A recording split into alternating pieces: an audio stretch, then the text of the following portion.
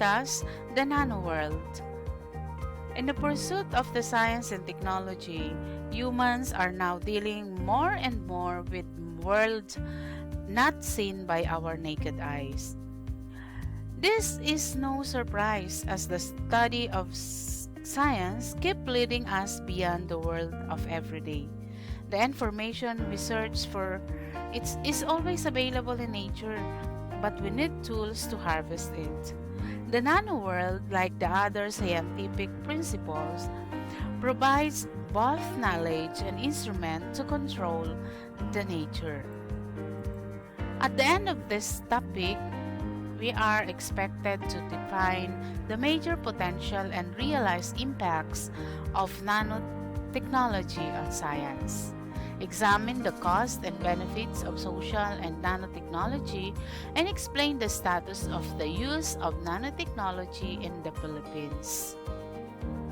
Scientific research have developed new technological tools that greatly improve different aspects of our lives. The use of the nanoscale, which is most important in interdisciplinary area generated by advancement in science and technology. So how small is a nanoscale? A nanometer is a billionth of a meter. So that is how small is nanoscale compared to other particles of materials. So scientists and engineers were able to build materials with innovative properties as they manipulate nanomaterials. Indeed, research and application of knowledge on nanomaterials will continue to bring widespread implication in various areas of society, especially healthcare, environment, energy, food, water, and agriculture. Now, what is nanotechnology? This refers to the science, engineering, and technology conducted at the nanoscale, which is about 1 to 100 nanometers. Nanoscience and nanotechnology employs the study of applications of exceptionally small things in other areas of science including material science, engineering, physics, biology, and chemistry. The concept of nanotechnology or nanoscience started in December 29, 1959, when physicist Richard Feynman discussed the methods in which scientists can direct the control individual atoms and molecules in his talk. There's plenty of room at the bottom. This was during the American Physical Society meeting at the California Institute of Technology. So the term nanotechnology was coined by Professor Norio Taniguchi a decade after the dawn of the use of ultra-precision machining. Manipulation of nanomaterials need an adept understanding to their worlds, types, and dimensions. So various of nanomaterials are classified according to their individual shapes and sizes. But why nano? What is nano? Nano refers to the unit meaning 1 billion or 10 raised to the negative 9th power. So, nanostructure can be found in nature. Catalysts, minerals, and other particles are measured on a nanoscale. A single strand of DNA is about 3 nanometers wide. Nanoscience deals with materials that are very small using specialized microscopes and other nanodevices. Nanotechnology refers to the manipulation of matter on an atomic and subatomic scale.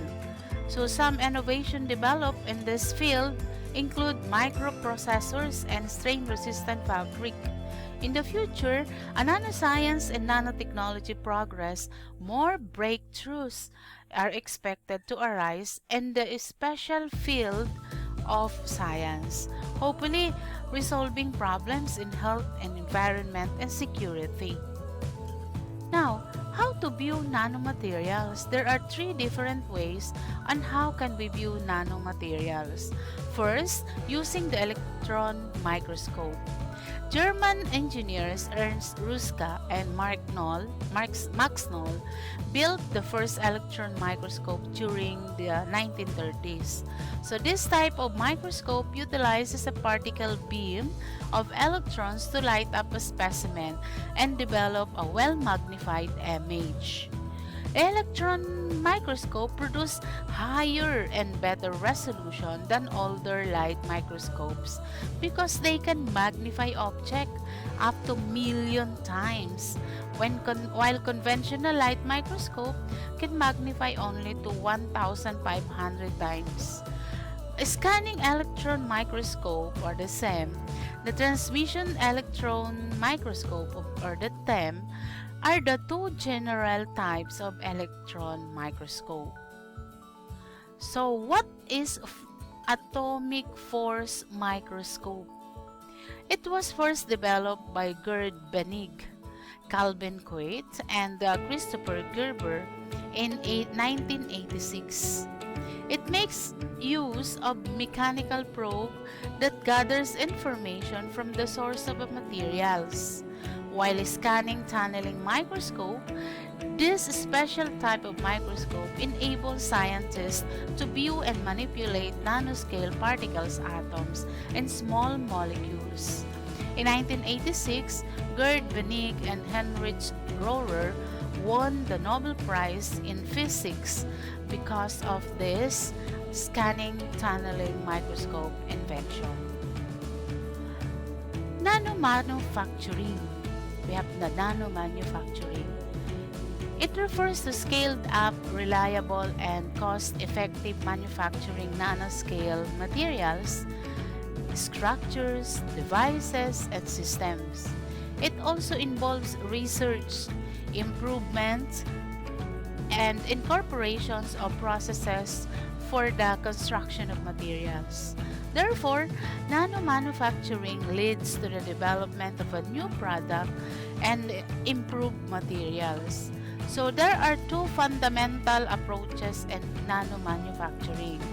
First is the bottom-up fabrication, and the second one is the top-down fabrications. So when we say bottom-up fabrications, it manufactures products by building them up from atomic and molecular scale components. However, this still searches for effective ways of putting up together molecular components that self-assemble from the bottom of the organized structure. While the top-down fabrication, it trims down the large pieces of materials in top nanoscales. This process needs larger amounts of materials and discard excess raw materials. There are new approaches to the assembly of nanomaterials based from the appreciation or application of principles in the top-down and bottom-up fabrications. These include the deep pen lithography, the self-assembly, the chemical vapor deposition, the nano-imprint lithography, the molecular beam epitaxy, roll-to-roll processing, and atomic layer epitaxy. So when we say deep pen lithography, it is the method which the tip of an atomic force microscope is dipped into a chemical fluid and then utilized to write on a surface of the old-fashioned ink pen auto paper. When we say self-assembly, it defects the approach wherein a set of components joined together to mold an organized structure in the absence of an outside directions. While chemical vapor deposition, it is a procedure wherein chemicals act in response to form very pure and high-performance film. The nano-imprint lithography means it is a method of generating nanoscale attributes, stamping or printing onto a surface. While molecular beam epitaxy, it is a manner of depositing extremely controlled thin film. Roll-to-roll processing, it is a high-value practice for constructing nanoscale device on a roll of ultra-thin physical or metal. An atomic layer epitaxy, it means a layer down on an atom thick layers on a surface. With the use of these different techniques, the nanomaterials are more durable, stronger, lighter, water repellent, ultraviolet, infrared resistance, scratch resistance, electrically conductive, anti-reflective, anti-fog, antimicrobial, self-cleaning, and others. These characteristics lead to the manufacture of the present variety of nanotechnology-enabled products such as the tennis rackets and the baseball bats, the catalyst of purifying the crude oil, and the ultra-sensitive recognition and classification of the biological and chemical toxin. We have distinct features of the nanoscale.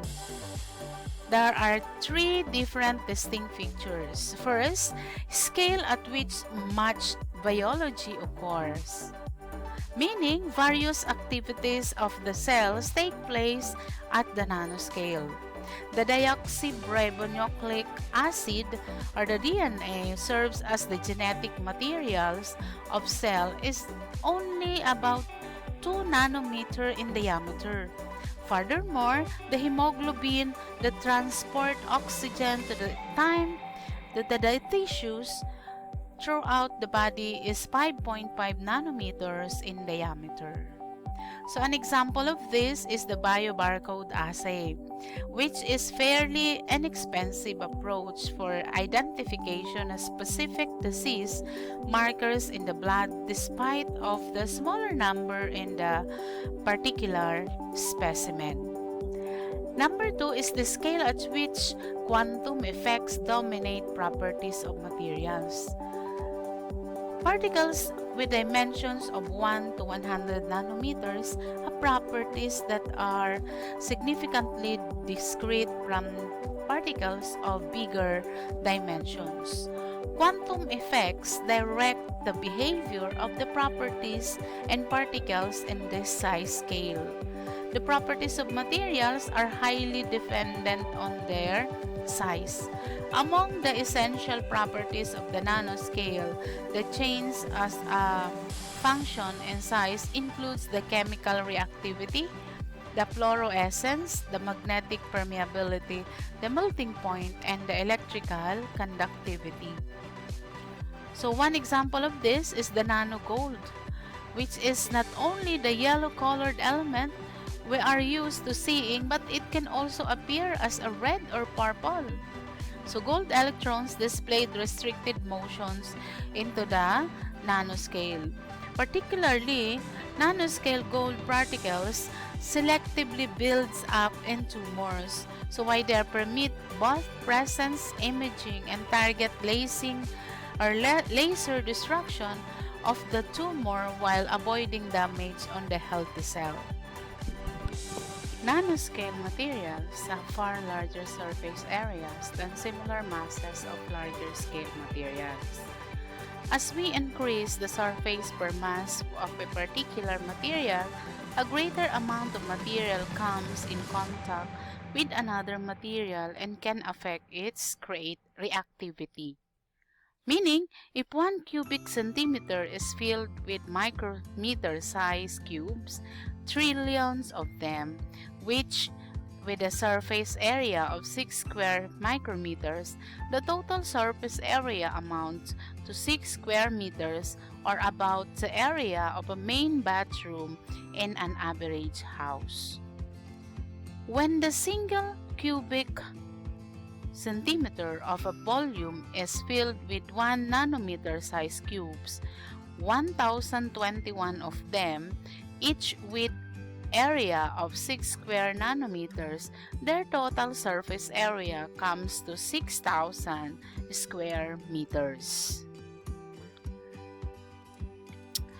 Now, let us continue with the government funding for nanotechnology in different countries. So in US, the Nanotechnology Initiative, the best known and most funded program and National Nanotechnology Initiative in United States, was in 2001 to coordinate US federal nanotechnology R&D. The NNI budget in 2008 and 2009 were 1.4 billion and 1.5 billion respectively. While European Commissions in February 2008, the ESA official launched the European Nanoelectronics Initiative Advisory Council, or the ENIAC. The Japan Nanotechnology Research Institute under the National Institute for Advanced Industrial Science and Technology, or the ISTE, was established. In Taiwan, they established Taiwan National Science and Technology Program for Nanoscience and Nanotechnology. While in India, they established the Nanotechnology Research and Education Foundation. In China, the National Center of Nanoscience and Technology was established. In Israel, the Israel National Nanotechnology Initiative. While in Australia, Australian Office of the Nanotechnology, and then in Canada, the National Institute of Nanotechnology. In South Korea, the Korean National Nanotechnology Initiative. In Thailand, the National Nanotechnology Center, or the Nanotech. While the in Malaysia, the National Malaysia Nanotechnology Initiatives, or the NNI. There are possible applications of nanotechnology in the Philippines. So among this, it was direct in 2005, cited 5 different possible applications of nanotechnology in the Philippines. First is ICT and semiconductors, in health and in medicine, in energy, food and agriculture, and also environment. Nanotechnology roadmap for the Philippines, funded by PACASTE RDOST, is focused in ICT and semiconductors, health and biomedical, energy, environment, agriculture and food, health and environmental risk, nanometrology, education, and public awareness. Now let us find out the benefits and concerns of using nanotechnology. Nanotechnology have various applications in different sectors of the society and environment. Salamanca Buentelio et al. In 2005 proposed an initiative called Addressing Global Challenges Using Nanotechnology to accelerate the use of nanotechnology to address the critical sustainable development challenges. They suggested a model that could help figure out the possible contributions of the community in overcoming global challenges that pose risks on health and other aspects of people's lives. However, there are concerns that need to be addressed before using and promoting materials derived from nanotechnology. First, we have this nanotechnology is not a single technology. It may become pervasive. Another, nanotechnology seeks to develop new materials with specific properties. Nanotechnology may introduce new efficiencies and paradigm which may make some natural sources and current practices uncompetitive or obsolete. It may complicate to detect its presence unless one has specialist tools of nanotechnology. Let's take a look at the benefits and concerns of the application of nanotechnology in different areas. Let's say for example, in environment, what are the possible benefits? Of course, it will improve the detection and removal of contaminants, develop benign industrial processes and materials. But the concern there is a high reactivity and toxicity. It might cause pervasive distribution in the environment, no nano-specific EPA or regulations. Now, when it comes to health, it can improve medicine, but the concern is the ability to cross cell membranes and translocate in the body. There is no FDA approval needed for the cosmetics or supplements. While in economy, the benefit for that is better products and new jobs.